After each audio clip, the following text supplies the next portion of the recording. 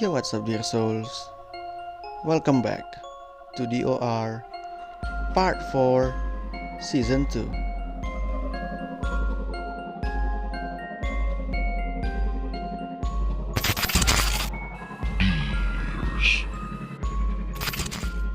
Sudah lama ya, gue nggak upload video DOR.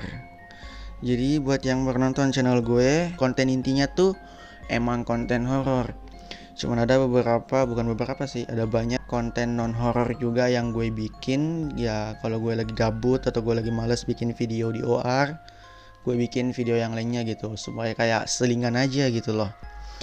By the way, next video ini kayaknya gue bakal upload video Jessica Metode part 4 cuy.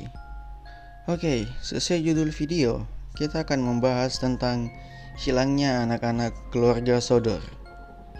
So, let's get started. Terjadi pada 24 Desember 1945.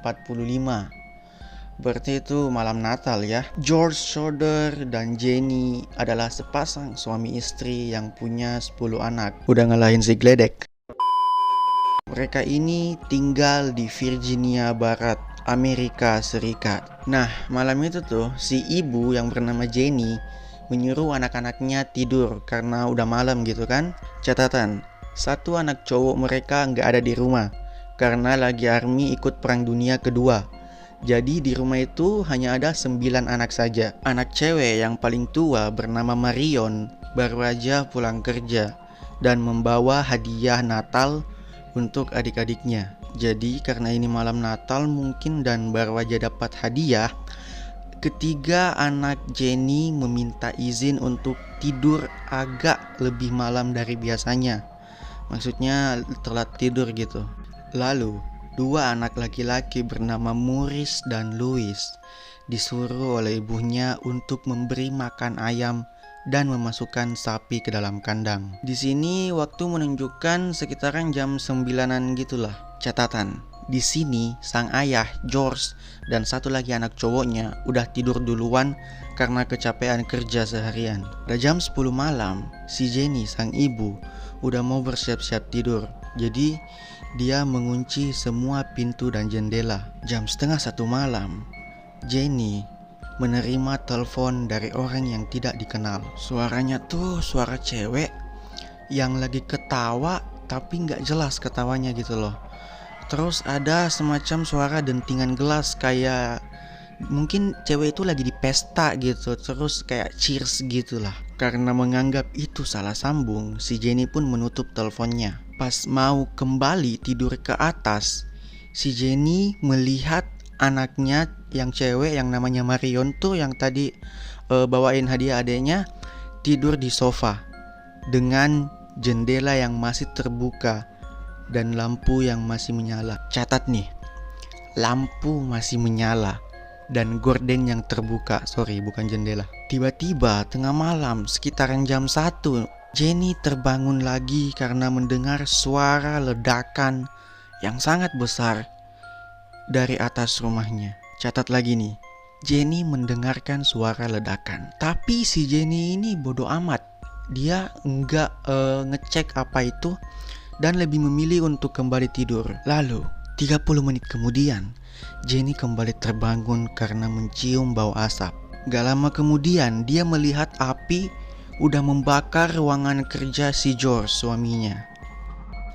George, Jenny, Sylvia, anak yang paling kecil, Marion dan dua anak cowoknya yang lain berhasil keluar dari rumah menyelamatkan diri. Satu anak laki-laki bernama John awalnya berniat naik ke lantai atas untuk membangunkan saudaranya yang lain. Tapi itu gagal.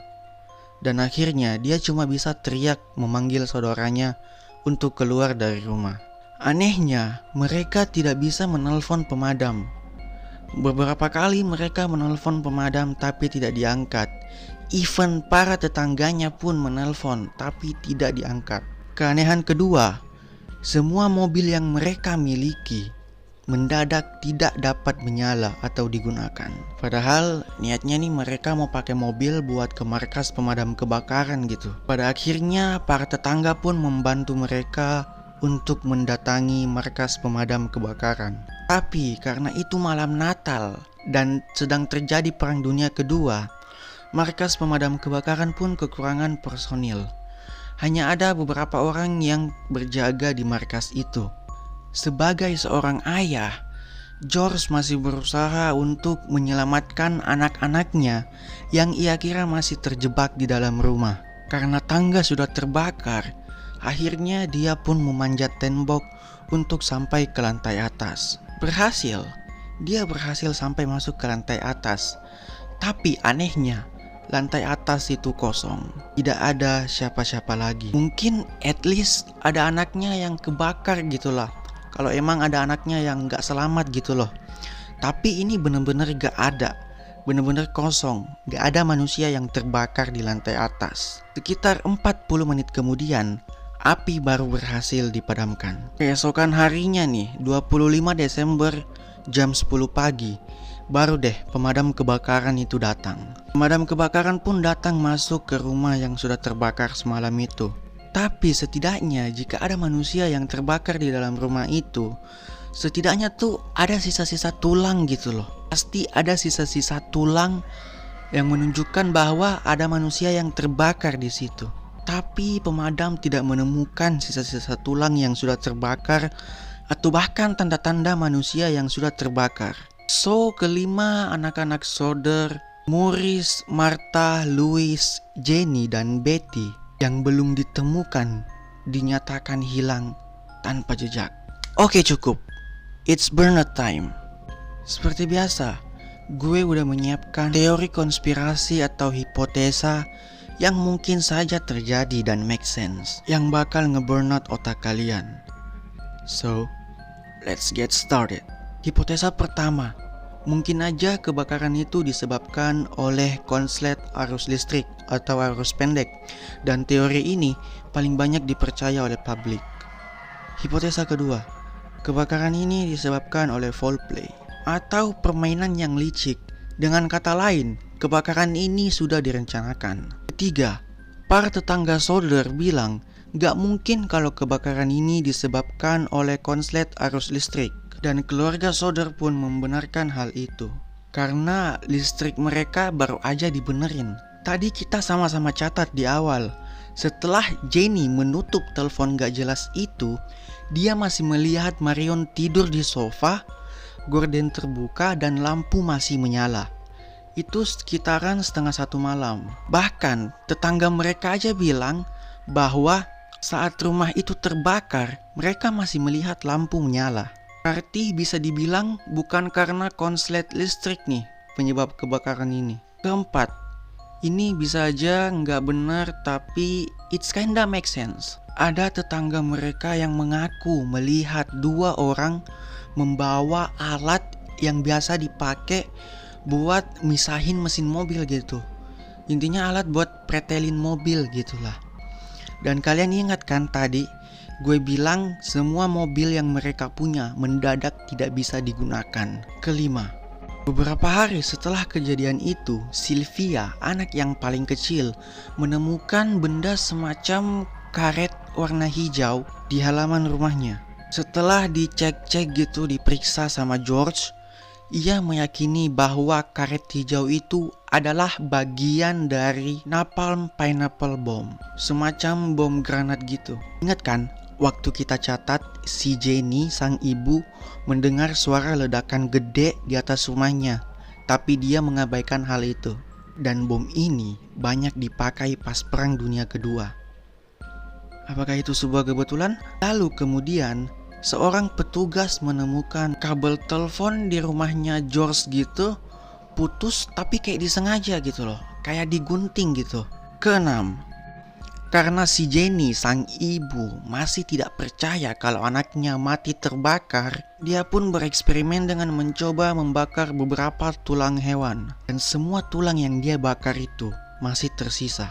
Nggak ada yang terbakar habis jadi debu gitu loh, jadi abu, nggak ada. Masih ada sisa tulangnya. Si Jenny pun sampai-sampai mendatangi ahli kremasi. Dan ahli kremasi ini bilang, tulang manusia bahkan dibakar sampai 2 jam dengan suhu 2000 Fahrenheit pasti masih ada sisa-sisa tulangnya. Dan rumah itu terbakar cuma sekitar 40 menitan, bahkan tidak sampai sejam.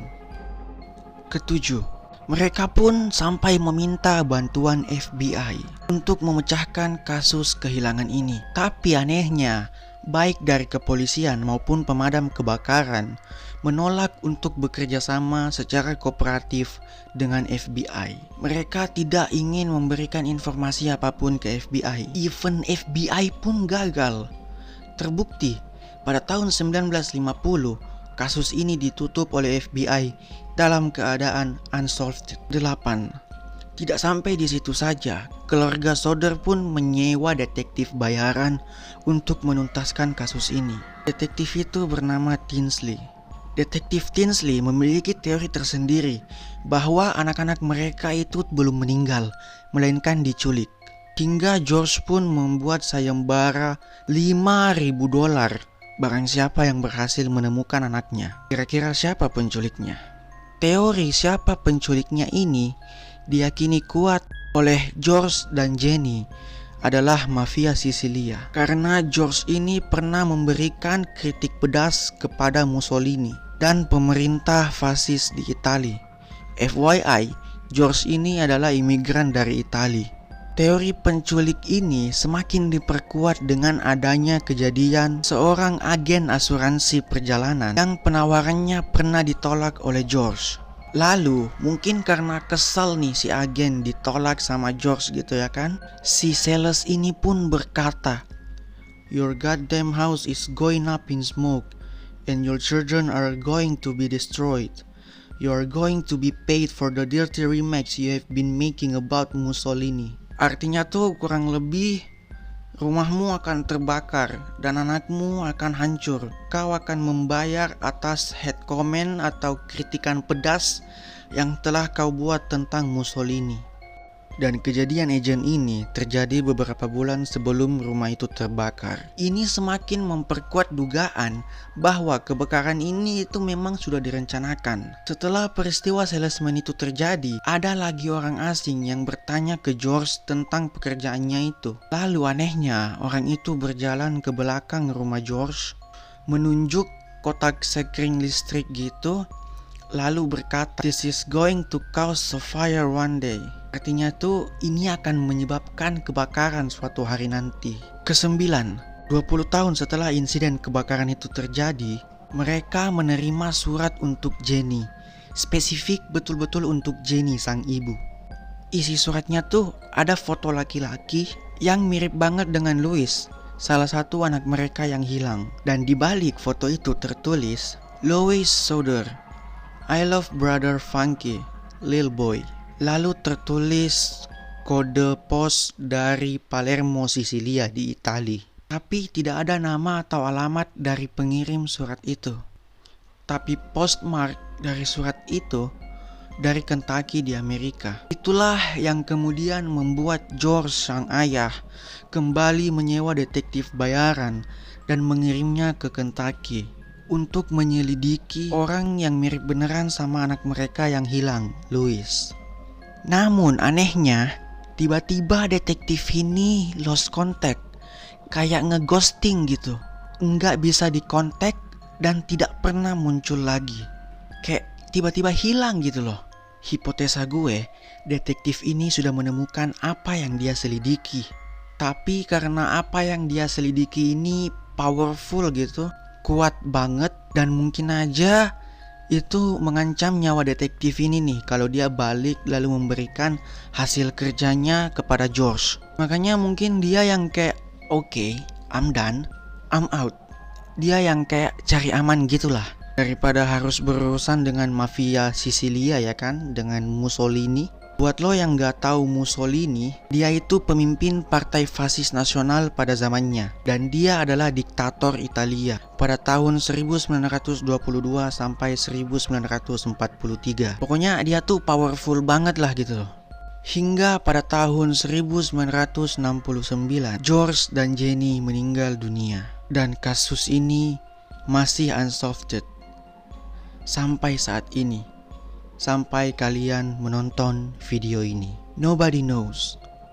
Who knows? Inilah akhir dari DOR Part 4 Season 2. Find me on social media.